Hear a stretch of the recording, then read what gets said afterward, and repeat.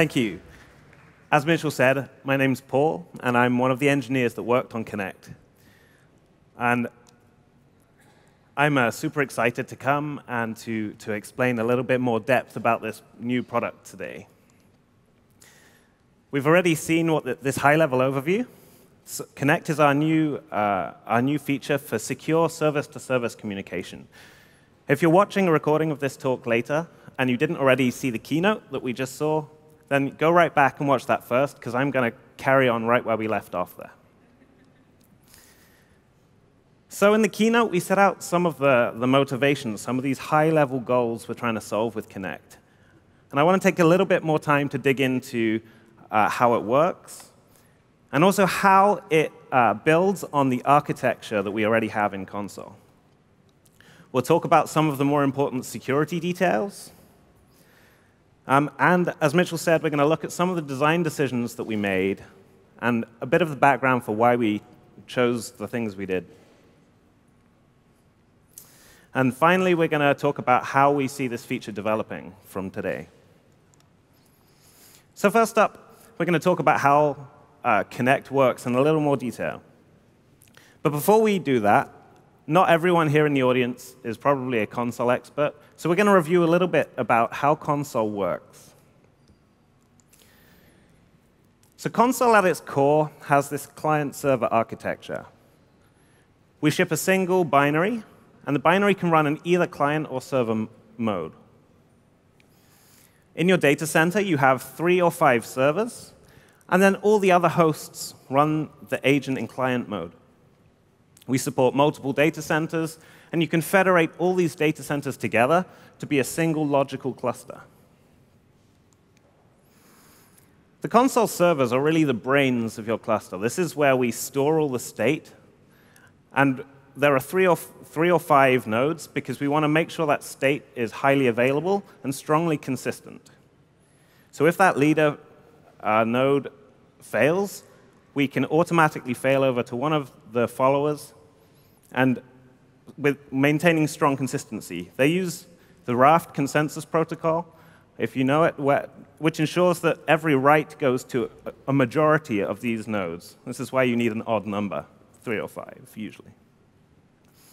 So all reads and writes to this data, that's the service registry for discovery, the key value store, and now with Connect, this service access graph as well. All reads and writes to these things flow through the server nodes. The Consul Clients, as I said, these are running on all the other hosts in your data center. They expose both an HTTP and DNS API, and they expose that to the applications that are running locally on the node.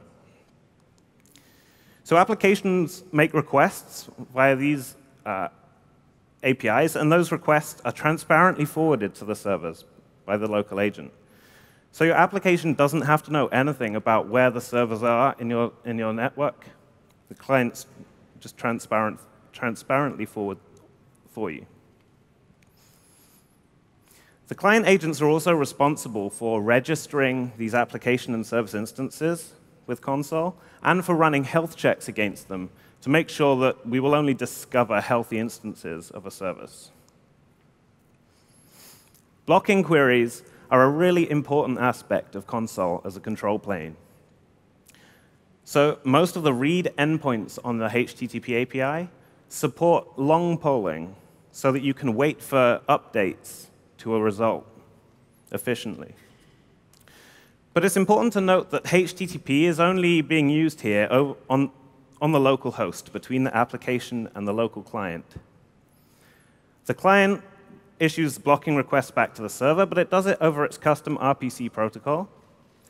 And it multiplexes multiple in-flight connections over a single TCP connection. So it doesn't matter how many blocking queries your application performs, there's still just a single TCP connection between every agent in your data center and the servers. One challenge Consul has to solve: your applications don't need to know where the servers are, but the client does. And so it discovers this. We use a lightweight gossip protocol between all the agents and all the servers in the cluster, which is based on surf. So this gossip protocol gives us membership, so all clients and servers know about each other. And it also gives us a distributed failure detector to know when one of those nodes goes away. So on top of that existing system we have in Consul, Consul Connect adds these three components Mitchell talked about: the service access graph, the certificate authority, and then a way to integrate with your application, either natively or through a proxy. As we saw before, when we talk about service networking, it's really important to distinguish between the control plane and the data plane. Consul is the control plane for this networking solution. It provides the service registry, it provides the access graph, and now it provides the certificate authority. And these are used to configure your data plane. Your data plane is what transports your actual packets between the applications.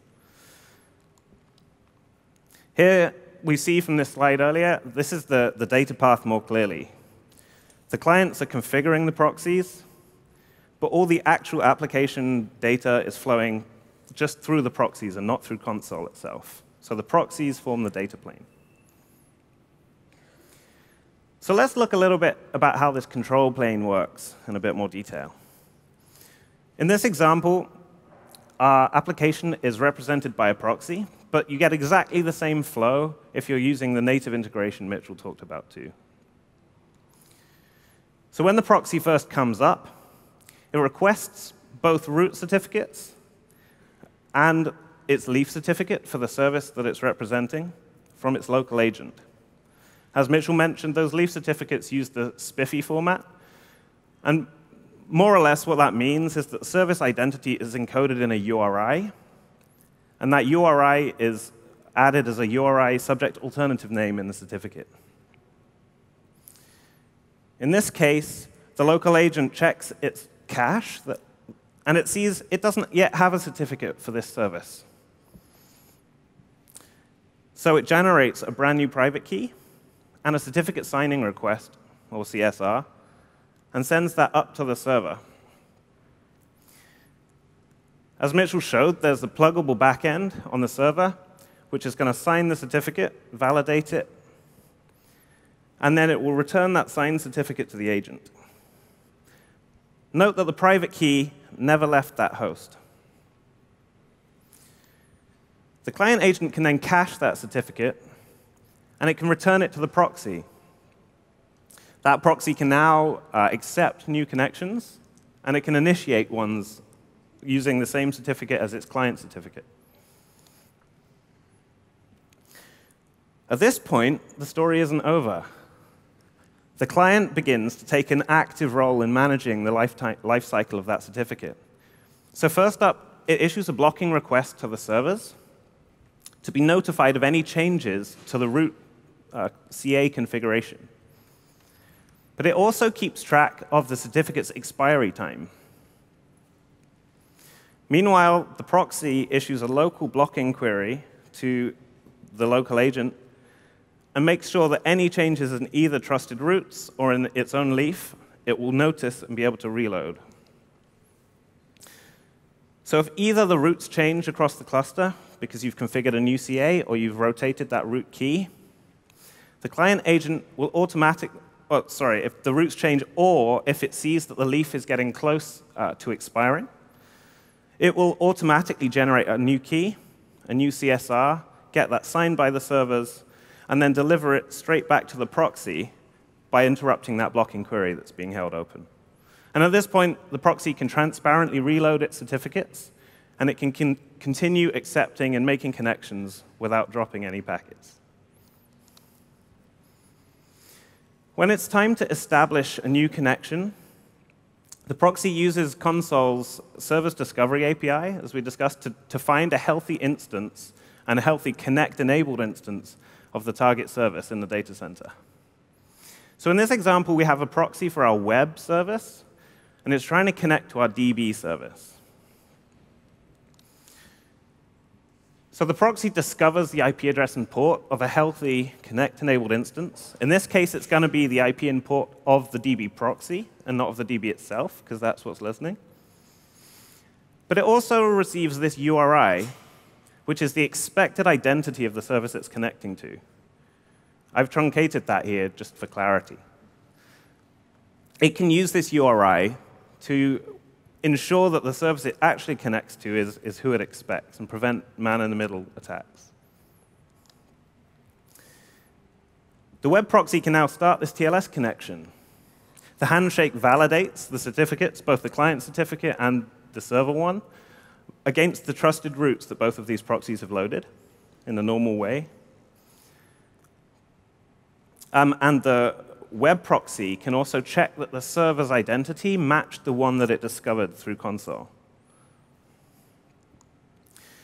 Once the DB proxy has validated the identity and validated the certificate chain of the client, it then sends this authorization request to its local agent. It passes along the client's identity URI and also its own identity. And it's important to note here that the client agent has already cached the subset of the identity graph, of the access graph, rather, that matters for the DB service. Any rule that would affect incoming traffic to the DB service is already in memory on the client. So it can answer this authorization call, typically, as Mitchell said, in microseconds. If the connection's denied, then the proxy will just reset. It will close the connection, and the handshake fails. In this case, though, web is allowed to speak to DB, and so we get this TLS connection established. And from this point forward, it's completely vanilla, regular TLS. It's important to note that this continues, and the certificate management continues for the entire life cycle of the application instance. So new certificates are going to be picked up, and new connections are going to be authorized for the whole life cycle. So let's look at how this design ensures good performance and scalability. The most important thing to notice, Mitchell said already, is that the service access graph is scale independent. If there's one web instance or 100, it's still just a single rule. And more important than the amount of data that it would require to replicate 100 rules rather than one is how dynamic they are, how frequently they change. So by a comparison, if you have a system based on IP addresses, and you have to whitelist 100 web server IPs on every database host, it's not just 100 rules instead of one rule, but those 100 rules change every time you bring up a new web instance or kill one off or move one to a different host and so on. So you have a huge amount of churn as well as a lot of data to move around. With our intention graph, it's a single rule, and that rule doesn't change unless you actually want to stop the web connecting to the DB, which is going to be rare. Next, our local agent caching. We've already seen how that makes things super quick in memory for authorization responses. But the graph state for that is also updated using Consul's blocking queries. That scalability in that proven control plane we've already seen lets us keep all of that state pushed out to the edges, to the agent memory, and updated typically in milliseconds, even across thousands of nodes. When proxies restart, they can also start serving again immediately because the certificates are cached locally in the agent. So they don't need to generate a new key in CSR and reconfigure themselves. They can just pick right back up where they left off. And since we enforce access control just at connection time, there's no per request overhead. I'll say a bit more about that in a minute. Finally, as Mitchell described, if you do have a service that's really performance sensitive, with Connect, there's always the option that you integrate with it natively and have no proxy at all. Terminate the TLS right in your application. So we've looked at some of these moving parts, how the control plane flow works, but we've glossed over just a few important security details. So I'm going to dig into those now. This is going to be a pretty high-level look at some of these issues. And we have a much more thorough and rigorous security model on the website, which is going to be important to read when you're putting this thing into production. The most important thing to understand is who do we trust implicitly and who do we not? And when we say trust implicitly, we mean who do we allow access to some service or to some secret without explicit authentication and explicit authorization to access that. So Consul Connect enables this low trust or zero trust network model inside your data center. As we saw, traditionally, you have this secure perimeter, but everything inside is more or less a free-for-all. In our low trust model, anything outside of the current host boundary is treated as untrusted. That means all traffic that comes in or out of your host gets encrypted with TLS, gets authenticated by a client certificate, and it gets authorized against this access graph. So that's the same level of access control that's typically deployed on the public internet for secure services. But that's on every single host in your data center. It's always been the goal of network security teams to minimize the access within your data center. But as we saw from Armon's keynote, that just becomes impractical in this very dynamic world where identity is attached to IP addresses, where things are coming and going quickly. And if you do achieve it, it comes with a high cost, usually in effort to maintain, but also in limiting how agile your development teams can be and how quickly you can adapt to different service communication patterns. The flip side to this, we don't trust anything outside the box, but at least when you're using a proxy, you do have to trust the network inside the machine. Specifically, anything that can talk to the private side of the proxy is assumed to be trusted. It can make outgoing connections with the identity of the application that's running. And so it will inherit all of its privileges. This is typically true, though, in a sidecar model, where the proxy and the application talk to each other over the local host, over a loopback device. It's important to realize, though, that any other process that can talk on that loopback device is implicitly trusted. They can make outbound connections through that proxy, and they will be granted the same access and given the same identity as the application itself. In general, this is no different to an IP-based security system. For example, if you limit access to your database by whitelisting your web server IP addresses, then any other software that happens to be running on those web server IP addresses is also being implicitly granted that same access. Where the single host is shared by different services, or where there's potentially untrusted software on the host, you can mitigate that using techniques like network namespacing or containers. Each proxy can then only speak to the application, or the application can only speak to the proxy that's within its own network namespace. For example, if you run your application and your proxy as Docker containers, and you set them up so that they share a network namespace, then you get a private loopback device that only those two applications can speak on. This is exactly how pods work in Kubernetes, if you've used it. And it allows you to keep multiple private loopback networks within your host.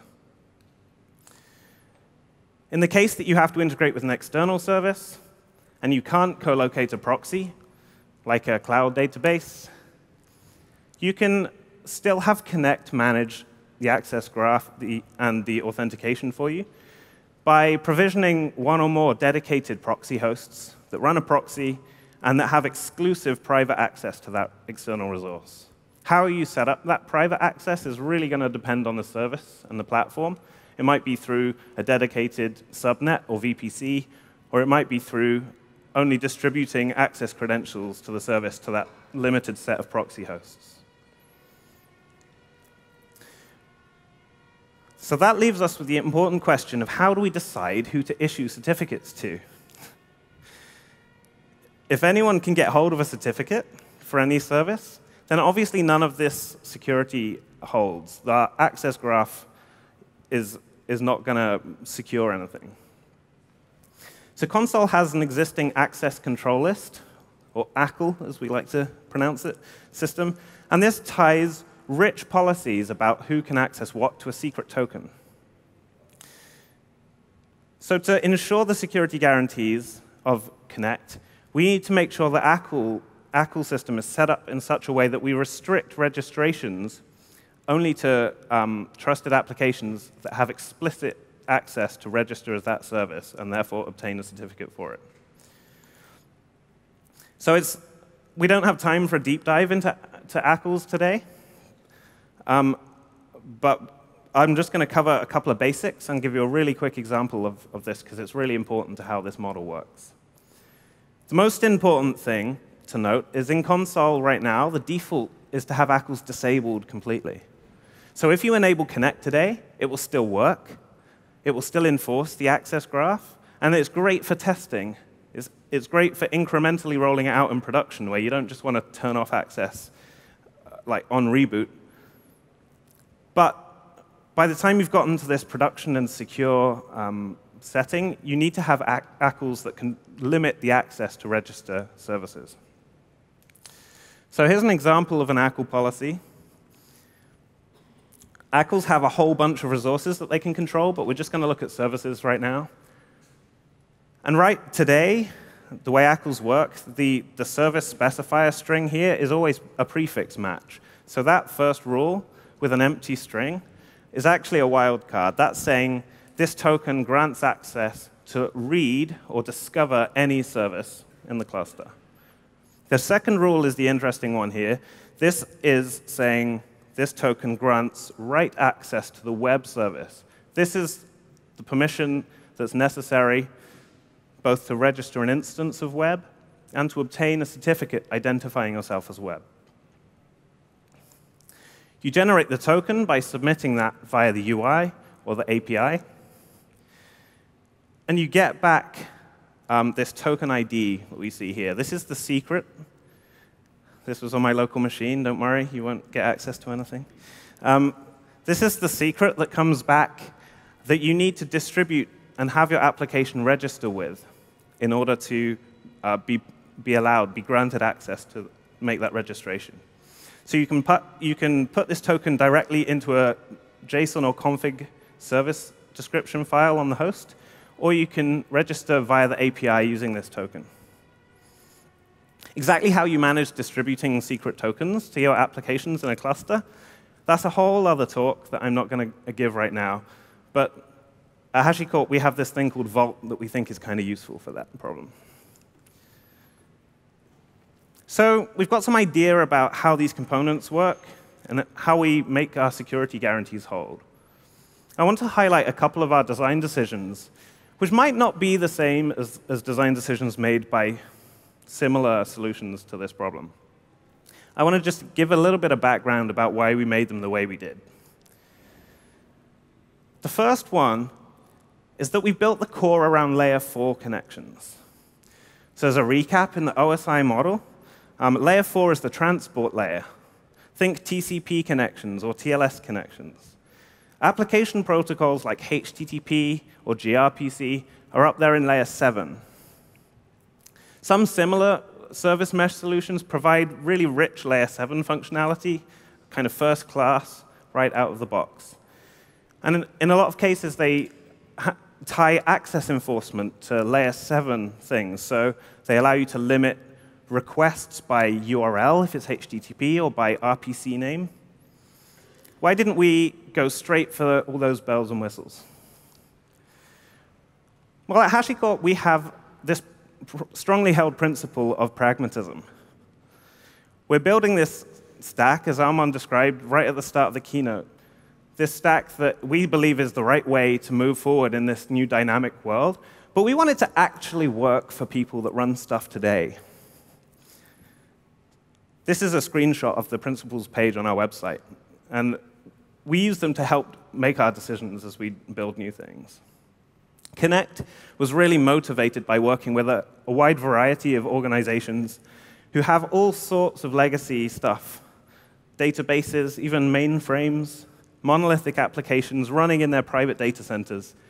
But they also need to interface that with their new cloud-native public cloud dynamic applications.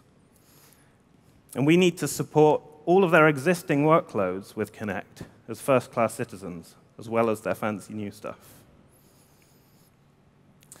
It turns out not all of their legacy mainframes support gRPC.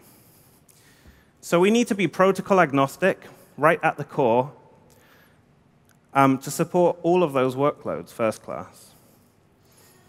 Consul's always aimed to be as widely portable as it can. If you look at service discovery, we use DNS as our primary way. Why? Because every application ever written uses DNS and can take advantage of our service discovery and our load balancing without any changes. You can get more sophisticated if you use the HTTP API, but that comes at the cost of changing our application and rewriting. And we're doing exactly the same thing with segmentation with Connect. Keeping authorization at layer 4 also has a lower performance overhead. We've already seen how we make our authorization calls really quick. But even so, if you put that overhead on top of every single HTTP request or every single RPC call that's coming into your really busy service, that's a whole different ballgame to what we have here. It's a much bigger burden. In the case where you really do need to expose privileged APIs to just some of your clients, you can just do that trivially by running your multiple instances of your identical application. One of them you configure to expose this admin or privileged API, and then register them as different services, maybe billing and billing-admin. And at that point, you can control them with different rules in the access control graph. So just like our HTTP service discovery API adds richness onto our DNS that's widely portable, just being layer 4 at the core doesn't limit us to not including great layer 7 features like request retries, rate limiting, canarying. But we're going to do that through integrating with more sophisticated existing proxies. And they're not core to the product. You can still get all the security and the segmentation benefits without using those. So that brings us to our next decision. Why on earth did we build our own proxy? There are obviously some great options out there, Envoy, Linkerd, HAProxy, so many more. We certainly don't intend to provide another general proxy solution with all the same features as these other options. We definitely knew that right from the start, our data plane needed to be pluggable. We needed to take advantage of the great work that's already been done in this space. But another thing that we talk about a lot when we're designing features is focusing on workflow over technology. We want to make the operator experience as simple as possible to get you from plain TCP everywhere to authenticated and authorized applications with a couple of lines of config change that Mitchell just described. We're releasing Consul 1.2 today that has Connect in it. And if you upgrade an existing cluster and make those 3 or 4 lines of config change Mitchell showed, you get all of these features with no further changes to your application. And we can only do that because there's a built-in proxy that's built right into the binary of Consul. There's nothing extra to install. And we can manage that proxy through the agent that's already running on your host. In terms of performance, it turns out in practice most of our applications don't have super stringent latency SLOs. And actually, the built-in proxy may well work fine. We've not done super scientific benchmarking on it yet. But on my laptop, I can run 5 gigabits per second from one application to another through 2 proxies. So my laptop is doing the TLS on both ends. And we can still do 5 gigabits per second. And the latency introduced is microseconds over localhost. So it's quite likely that if all you're worried about is performance, most of your applications will be fine with the built-in proxy. And so you can really take advantage of that ease of use. But of course, if you do have higher performance needs, if you do want to take advantage of more sophisticated layer 7 features, then will be pluggable with other proxies. Another design decision that it's important to talk about is we're very intentionally network and platform agnostic. We've not made any assumptions about your network. All that we require is plain IP connectivity between your hosts. And we've also intentionally avoided relying on things like configuring IP tables, messing with your SDN or your cloud networks to provide our basic guarantees. That does mean that you'll need to make sure that you do meet the security model that we document. But mostly that's really obvious stuff, like not exposing the private side of your proxy over the network generally. So it's important that our core stays really portable. But we anticipate that there's going to be a lot more tooling to come that will help integrate this with popular platforms, schedulers like Nomad and Kubernetes, and other networking tools too. Finally, I want to talk quickly about some of the future things we have for Connect. These are things that aren't in the beta release that's available today, but there are short-term plans. The first one we've talked about a lot, and that's integrating with third-party proxies.